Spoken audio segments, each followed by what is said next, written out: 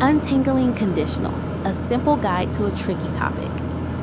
Language is a map of human thought, and few territories are as rich and varied as the landscape of possibilities. We spend our days considering what might be, what could have been, and what we wish were true. We navigate our lives through a constant stream of causes and effects, plans and consequences, dreams and regrets. The grammatical tool we use to chart this landscape is the conditional sentence. Often seen as a tricky and confusing topic, conditionals are, at their heart, a beautifully logical system for discussing everything from absolute certainties to impossible fantasies. By breaking them down into their four main forms, we can untangle this complexity and reveal a simple, intuitive guide to expressing the world of if-then. Let's begin with the most solid ground we have, the zero conditional. Think of this as the rule book of reality. It is not used for guessing, dreaming, or predicting. Instead, it deals with things that are always true. These are the general truths, scientific facts, and unwavering habits that form the predictable bedrock of our world. The structure is straightforward. The if clause uses the present simple tense, and the main clause also uses the present simple tense. The if in this conditional can often be replaced by when or every time without changing the meaning, which is a helpful way to identify it. Consider the simple scientific fact. If you heat ice, it melts. This is not a possibility. It is a certainty. Every single time the condition of heating ice is met, the result of melting occurs. The same logic applies to general truths about the world or human behavior. For example, if people do not eat, they get hungry. This is a universal human experience. The zero conditional also describes our personal habits and automatic routines. If I feel tired in the afternoon, I make a cup of coffee.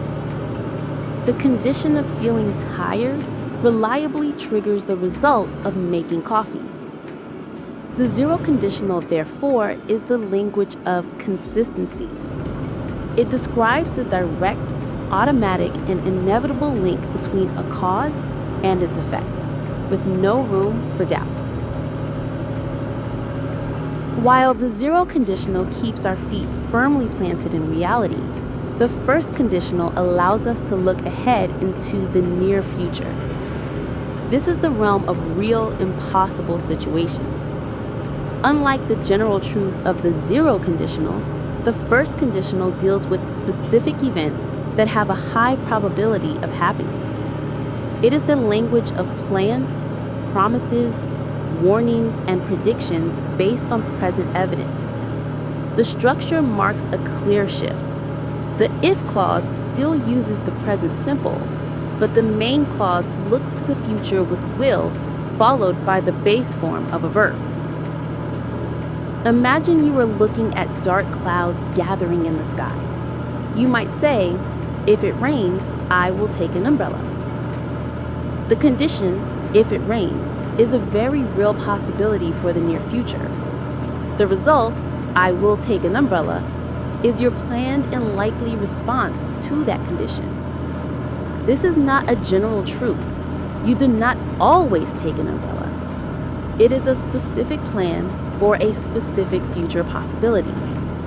Similarly, a teacher might tell a student, if you study for the test, you will get a good grade. The studying is a possible action, and the good grade is the likely result. The first conditional gives us a practical tool for navigating the likely outcomes of our future actions.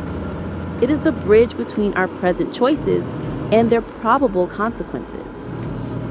Now, let's take a step away from the solid ground of reality and into the dreamscape of imagination. This is the territory of the second conditional. We use this form to talk about hypothetical, imaginary or unlikely situations in the present or future. It is the language of what if, used for dreaming, giving advice, and wishing things were different from how they currently are. The structure signals this departure from reality. The if clause uses the past simple tense, and the main clause uses would, followed by the base form of a verb. It is crucial to understand that the use of the past tense here does not refer to past time. It is a grammatical trick to show that the situation is unreal or hypothetical. The classic example is the lottery dream. If I won the lottery, I would buy a house. The condition, if I won the lottery, is in the past tense, but it refers to a future possibility that is highly unlikely. The result is the imagined consequence of this fantasy. The second conditional is also the perfect form for giving advice. When we say, if I were you, I would apologize, we are stepping into an impossible situation because I can never be you. This if I were you structure allows us to offer advice from an imaginary perspective. We also use it to talk about things that are contrary to present fact. If I had more free time, I would learn to play the piano. The reality is that I do not have more free time, so my learning the piano is purely hypothetical. The second conditional, therefore, unlocks our ability to explore scenarios that are not real, allowing us to dream, to imagine, and to contemplate a different version of our present reality. Finally, we travel back in time to explore the echoes of the past with the third conditional.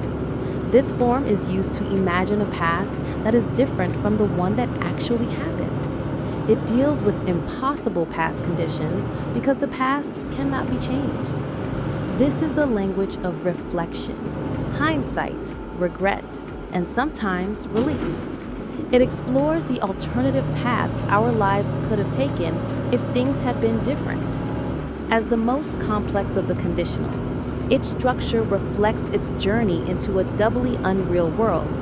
The if clause uses the past perfect tense, and the main clause uses would have, followed by a past participle. A common use for the third conditional is to express regret. If I had studied harder, I would have passed the exam. The reality is that I did not study harder, and as a result, I did not pass the exam. The sentence imagines an entirely different past with an entirely different outcome, both of which are now impossible. It can also be used to analyze past events without regret. If the weather had been better, we would have gone to the beach. We are simply reflecting on how a different past condition would have led to a different past result. It can even be used to express relief. If we had left the house 5 minutes earlier, we would have been caught in that terrible accident. Here, we are grateful that the condition was not met. The third conditional is our tool for looking back, for understanding the consequences of past actions, and for contemplating the infinite, invisible web of what could have been. From the solid facts of the zero conditional to the ghostly regrets of the third, this system provides a complete framework for discussing reality. The journey is a logical progression. The zero describes what is always true. The first discusses what is likely to be true in the future. The second imagines what we would like to be true in the present. And the third reflects on what might have been true in the past. Far from being a tricky set of abstract rules, conditionals are an intuitive map of the way we think. They are the language we use to connect cause with effect, action with consequence, and reality with imagination. By untangling them, we do not just learn grammar, we gain a clearer understanding of the very structure of human thought itself.